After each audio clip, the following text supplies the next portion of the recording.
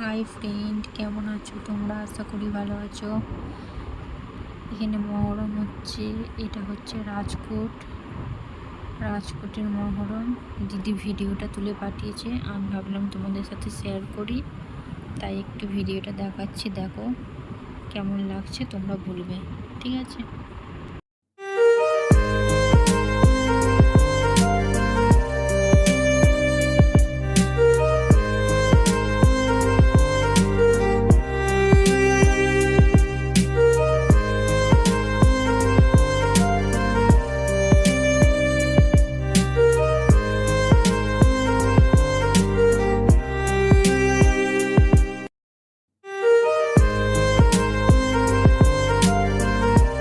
এটা দেখছো বন্ধুরা, এটা পুরোটাই লাইটিংয়ের মধ্যে করা।